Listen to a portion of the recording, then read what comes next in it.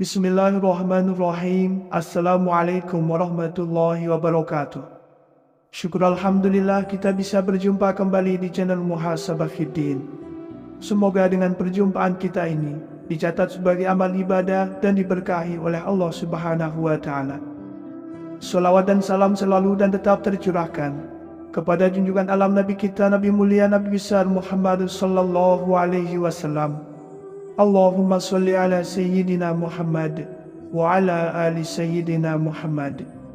Harapan dan doa saya kepada sahabat semua, saudara semua dimanapun berada yang sedang menonton video ini, semoga Allah Subhanahu wa Ta'ala senantiasa memberikan kesehatan, keafiatan, dipanjangkan umur, dimurahkan rezeki, dimudahkan segala urusan, dan tetap dalam lindungan Allah Subhanahu wa Ta'ala.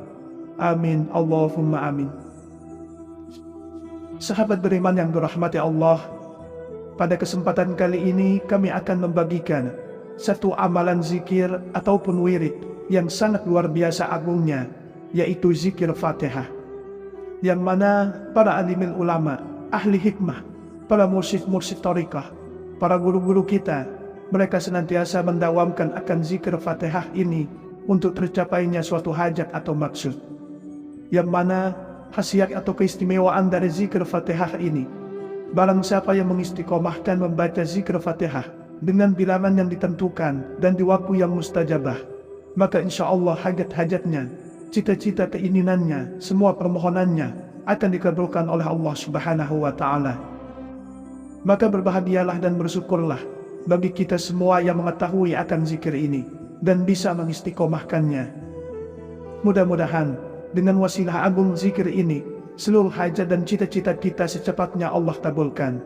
Amin ya rabbal alamin. Sahabat beriman yang dirahmati Allah, surah Al-Fatihah merupakan ummul kitab atau induknya Al-Quran, dan merupakan surah pertama dalam Al-Quran yang mana semua isi dari Al-Quran tercakup di dalamnya. Dan surah Al-Fatihah juga merupakan bagian penting dalam ibadah.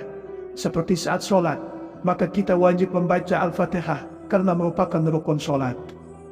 Apabila kita mengetahui dan paham dialog antara Allah dan orang yang membaca Al-Fatihah, maka akan membuat kadar keimanan kita semakin naik dan tinggi, serta rasa tawakal pun akan muncul.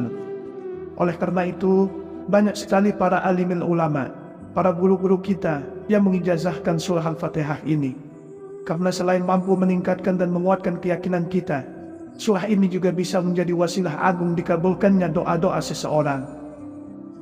Pengijazahan surah Al-Fatihah ini awalnya mulanya berasal dari Sultanul Aulia, yaitu Kanjeng Syekh Abdul Qadir Al-Jailani, dan terus-menerus mengalir kepada ulama-ulama, para kiai-kiai, ustadz-ustadz, kepada guru-guru kita, hingga sampailah ijazah tersebut kepada kita, ke masyarakat umum.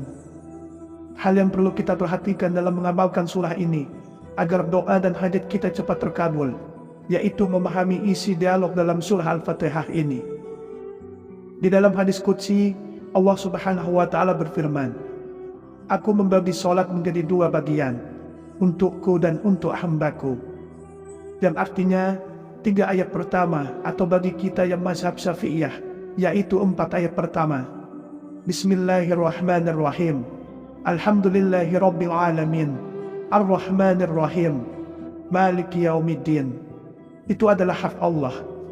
Dan 3 ayat terakhir, Iyyaka na'budu wa iyyaka nasta'in, Ihdinas siratal mustaqim, Siratal ladzina an'amta 'alaihim, ghairil maghdubi 'alaihim waladdallin. Itu adalah urusan kita selaku hambanya.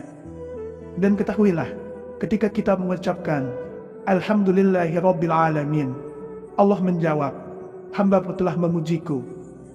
Ketika kita mengucapkan Ar-Rahmanir Rahim, Allah menjawab, "Hamba-Ku telah mengagungkanku." Ketika kita mengucapkan Malik Yaumiddin, Allah menjawab, "Hamba-Ku memujaku." ketika kita mengucapkan Iyyaka na'budu wa iyyaka nasta'in. Allah menjawab, inilah perjanjian antara aku dan hambaku. Disinilah kunci permohonan kita, karena pada ayat inilah Allah memberi kita kesempatan untuk meminta, dan Allah akan menjawab atau mengabulkannya. Oleh karenanya, dianjurkan pada ayat Iyyaka nasta'in dibaca berulang-ulang, boleh 7 kali, boleh 11 kali, dan boleh juga 21 kali.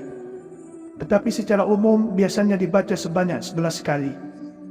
Lalu kita selipkan doa-doa kita. Kemudian ketika selesai berdoa, kita lanjutkan kembali bacaan Fatihahnya hingga selesai.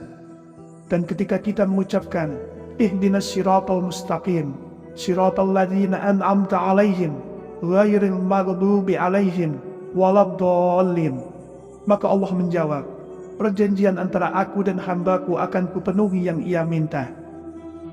Sahabat beriman yang dirahmati Allah, poin terpenting yang perlu kita perhatikan agar niat dan harapan kita sukses ketika kita membaca surah Al-Fatihah ini. Bacalah secara tertil atau dengan cara perlahan, seraya seakan-akan kita mendengar jawaban dari Allah dari masing-masing ayat yang kita baca, mulai dari awal sampai selesai. Sekali lagi, tidak cukup hanya mengambil bagian pokoknya saja pada ayat Iyyaka nasta'in, kemudian diisi doa dan selesai begitu saja, melainkan mulai dari awal surah, dari basmalah sampai selesai kita harus resapi. Ketahuilah, waktu terbaik untuk mengamalkan surah Al-Fatihah ini agar doa-doa kita secepatnya Allah ijabah dan kabulkan, sebagaimana yang disarankan oleh para guru-guru kita, yaitu di waktu tengah malam, saat suasana sepi dan sunyi atau setelah sholat tahajud. Semoga dengan kita membaca dan berdoa menggunakan wasilah agung surah ini, harapan dan permohonan kita diijabah langsung oleh Allah Subhanahu wa Ta'ala. Amin ya Rabbal Alamin. Sahabat beriman, sekali lagi, ketika kita sampai di ayat Iyyaka nasta'in, kita baca boleh 7 kali, boleh 11 kali, boleh 21 kali, dan yang paling umum dibaca sebanyak 11 kali. Kemudian diselipkan doa kita, dan setelah kita selesai berdoa, dilanjutkan kembali bacaan Fatihahnya. Ihdinas siratal mustaqim, siratal ladzina an'amta 'alaihim, ghairil maghdubi 'alaihim waladdallin. Mudah-mudahan dengan wasilah agung surah Al-Fatihah ini, dengan wasilah agung Ummul Quran ini, segala hajat dan cita-cita kita, tujuan, maksud, dan permohonan kita secepatnya Allah kabulkan dan tunaikan. Sahabat muhasabah fiddin yang dirahmati Allah, demikianlah yang bisa saya bagikan pada kesempatan video kali ini.